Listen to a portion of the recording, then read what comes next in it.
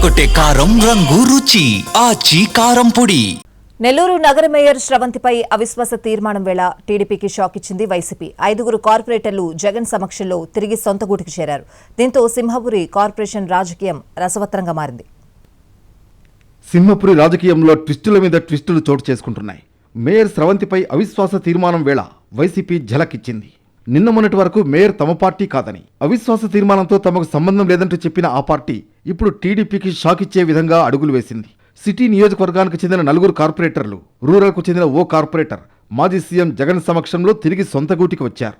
5 తిరిగి సొంత గూటికి చేర్చేందుకు మాజీ మంత్రి అనిల్ కుమార్ యాదవ్తో పాటు ఎమ్మెల్సీ పర్వతిరెడ్డి చంద్రశేఖర్ రెడ్డి తెర వెనుక తీవ్రంగా కృషి చేశారు.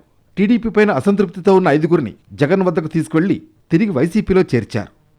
2021 కార్పొరేషన్ ఎన్నికల్లో వైసీపీ 54కి 54 చోట్ల విజయకేతనం ఎగరవేసింది. కూటమి ప్రభుత్వం అధికారంలోకి వచ్చిన తర్వాత 11 మంది మినహా మిగిలిన వారు టీడీపీలో చేరారు.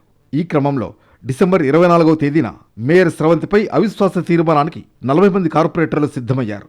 నెల్లూరు జిల్లా కలెక్టర్కు నోటీసులు సైతం అందజేశారు. దీంతో 18న అవిశ్వాస తీర్మానానికి సంబంధించిన కౌన్సిల్ మీటింగ్ను నిర్ణయించారు. ఈ సమయంలోనే మాజీ మంత్రి అనిల్ కుమార్ యాదవ్తో పాటు ఎమ్మెల్సీ పర్వతిరెడ్డి చంద్రశేఖర్ రెడ్డి టీడీపీలో అసంతృప్తిగా ఉన్న కార్పొరేటర్లను తమ వైపు తిప్పుకున్నారు.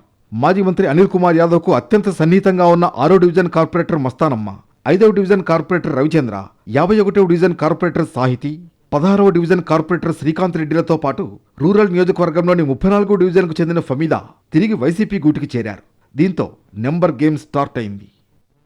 54 మంది కార్పొరేటర్లు ఉన్న నగరపాలక సంస్థ బలాబలాలను పరిశీలిస్తే డిప్యూటీ మేయర్గా ఉన్న ఖలీల్ కార్పొరేటర్ పదవికి రాజీనామా చేశారు. దీంతో సంఖ్య 53కు పడిపోయింది. ఇందులో 41 మంది తెలుగుదేశం తరఫున ఉండగా 12 మంది వైసీపీ వైపు ఉన్నారు. ఈ క్రమంలో 5 తిరిగి వైసీపీ గూటుకు చేరారు. దీంతో వీరి బలం 17కు చేరింది. మరింత మంది వైసీపీకి టచ్లో ఉన్నారనే ప్రచారం జరుగుతోంది. వైసీపీలో 5 కార్పొరేటర్లు చేరడంతో తెలుగుదేశం పార్టీ అలర్ట్ అయింది.